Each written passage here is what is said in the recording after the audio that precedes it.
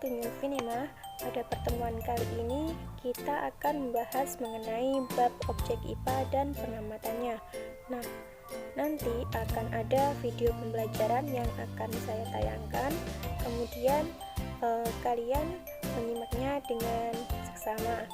Nanti selanjutnya setelah pembelajaran selesai, pemutaran videonya, saya akan mengirimkan soal melalui WA Group. Silahkan disimak videonya.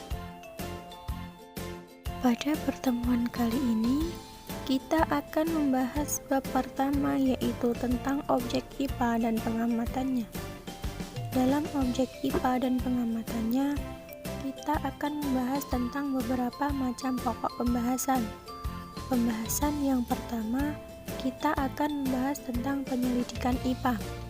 Pembahasan yang kedua, kita akan belajar tentang pengukuran. Nah, nanti di dalam pengukuran ini, kita akan belajar mengenai besaran. Yang kedua, kita akan belajar tentang satuan. Dan yang terakhir, kita akan belajar tentang alat ukur. Namun, dalam pertemuan kali ini, kita belajar tentang dua pokok pembahasan saja, yaitu kita akan membahas tentang besaran dan satuan. Nah, sebelum kita membahas apa itu besaran, apa itu satuan, mari kita bahas terlebih dahulu tentang pengukuran. Adakah yang pernah mengukur suhu tubuh? Pasti di antara kalian ada yang pernah melakukannya. Nah, itu artinya kalian sudah melakukan kegiatan pengukuran. Pengukuran di sini merupakan kegiatan membandingkan sesuatu yang diukur dengan besaran dan angka yang ditetapkan sebagai satuan. Sekarang kita bahas tentang besaran. Apa itu besaran? Besaran yaitu segala sesuatu yang dapat diukur dan dinyatakan dengan angka. Jadi, semua yang bisa kita ukur dan bisa dinyatakan dengan angka termasuk dinyatakan dalam besaran. Nah, contohnya seorang dokter yang mengukur suhu tubuh pasiennya yang menunjukkan angka 35 derajat Celcius.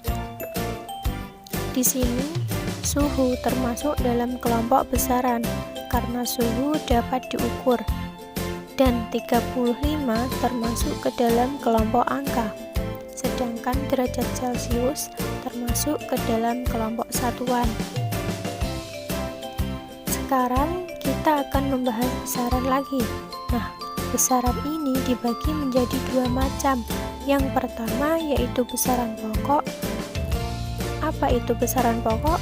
Besaran pokok yaitu besaran yang tidak diturunkan dari besaran lain, atau dengan kata lain, besaran ini satuannya telah didefinisikan terlebih dahulu. Besaran yang kedua yaitu besaran turunan. Besaran turunan yaitu besaran yang diturunkan dari besaran pokok. Di sini ada macam-macam contoh besaran pokok. Ada berapa macam besaran pokok? Nah, besaran pokok di sini terdiri dari 7 macam. Yang pertama yaitu suhu, yang kedua massa, yang ketiga panjang, kemudian jumlah zat, yang kelima intensitas cahaya, yang keenam waktu, dan yang ketujuh kuat arus listrik. Selain 7 tadi, kalian menemukan besaran yang lainnya selain 7 macam besaran pokok ini. Nah, dia termasuk ke dalam kelompok besaran turunan. Lalu, satuan dari besaran pokok ini apa? Nah, bisa kalian baca di dalam tabel. Besaran turunan ini ada luas, ada volume, ada kecepatan, ada percepatan, gaya, usaha, dan daya. Sekarang kita akan belajar tentang satuan. Apa itu satuan? Ada yang tahu? Nah, benar sekali. Satuan di sini merupakan sesuatu yang digunakan untuk membandingkan suatu besaran. Karena satuan itu sangat banyak, maka satuan dikelompokkan menjadi dua macam. Yang pertama yaitu satuan baku. Satuan baku yaitu biasa dikenal dengan satuan internasional. Sekarang satuan yang kedua atau kelompok yang kedua yaitu satuan tidak baku. Apa itu satuan tidak baku? Nah, kita nanti akan membahas lagi. Sekarang kita akan bahas satuan baku terlebih dahulu. Satuan baku digunakan oleh orang yang berbeda menunjukkan hasil pengukuran yang sama. Selanjutnya, satuan tidak baku di sini digunakan oleh orang yang berbeda namun menunjukkan hasil yang berbeda pula. Contoh dari satuan baku ini yaitu ada meter, sekon, Kelvin, dan lainnya. Sedangkan pada satuan tidak baku, contohnya jengkal, depa, langkah, dan juga tali. Nah, ini adalah macam-macam satuan. Terima kasih.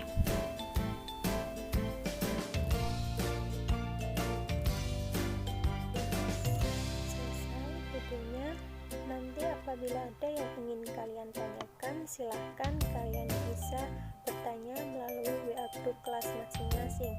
Baik, mari kita bersama-sama menguji kemampuan kita masing-masing, yaitu dengan cara nanti kakak akan berikan latihan soal.